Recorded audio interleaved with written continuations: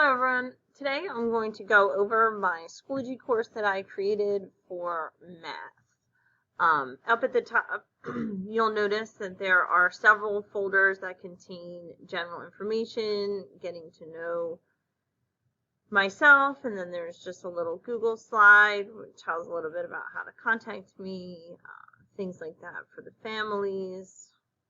There's also a space on here for the discussion board where students can ask questions of their classmates or of myself in case they're confused about a concept. There's also information for the families having to do with how they might reach me again, our class schedule and expectations, also the school pledge for our elementary school. So the very first activity that students will create is the introduction activity, so they can introduce themselves to myself and their classmates. The directions are right here. Also, they are color-coded so that students who may not be as good readers are able to kind of just focus in on the important parts and how to complete the activity.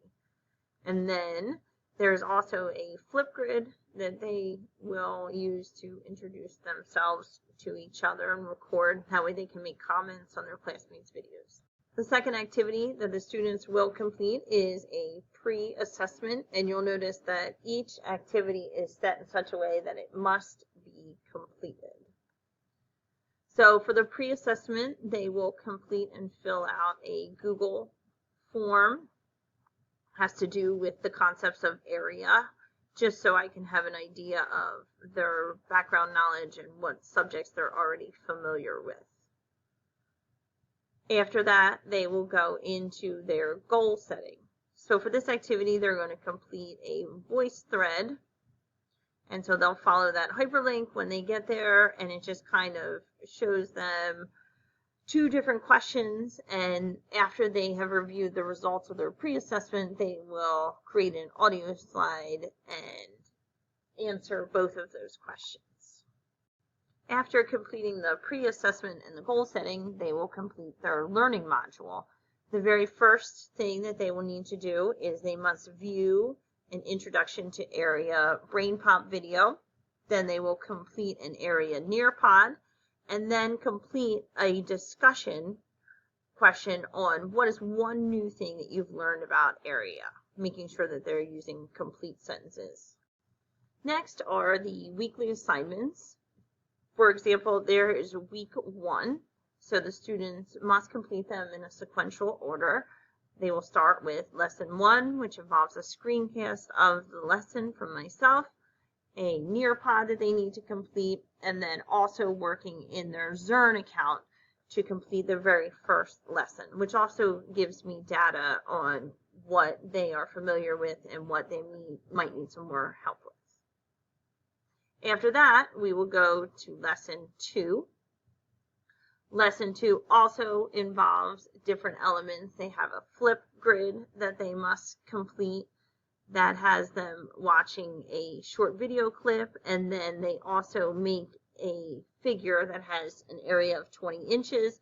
They need to take a video of it and explain how they calculated it, which is a warm-up and introduction to today's lesson. After they complete the Flipgrid, then there's an application problem that they will need to go through for Google Slides. Also ask them about what they noticed about the two different shapes, and hopefully noticing that the area is the same regardless of the shape and if one is longer than the other.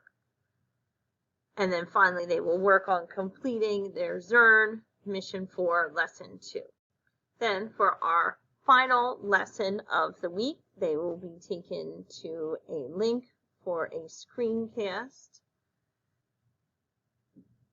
Hi everyone. That is just me teaching it virtually for them, and then after that they will be asked to complete a workbook page to review the concepts and also their Zern lesson 3.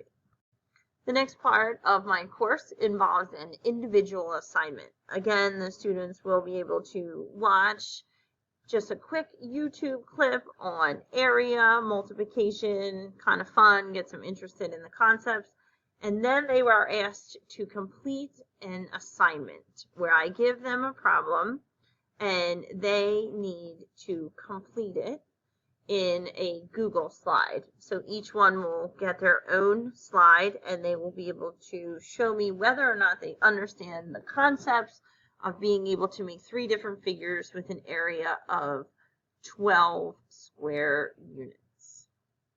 Their rubric is attached right here for that assignment so they know what the criteria is and what standards it is measuring. Next, we will come to the group assignment. The first folder in here is obviously the directions. So it shows the students who is in what group, and it also gives them a hyperlink for their group's Jamboard, which they will need later on in the project.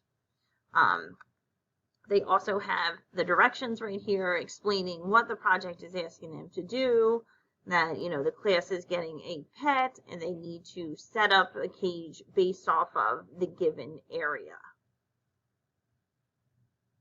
The directions are also color-coded just to make it a little simpler and easier for them to read.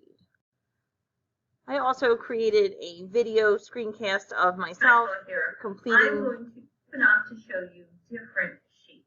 The project. So that they are able to see how to place the different shapes and different parts of the project that they might need to complete themselves, how to do a text box, and how to place shapes.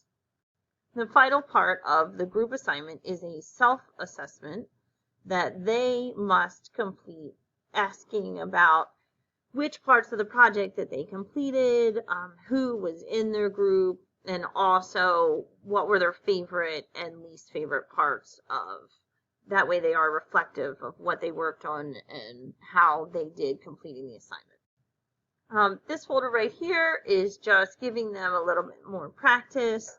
Again, another area song, and then also a website that will take them where they can practice using the concepts that we've been learning throughout the course.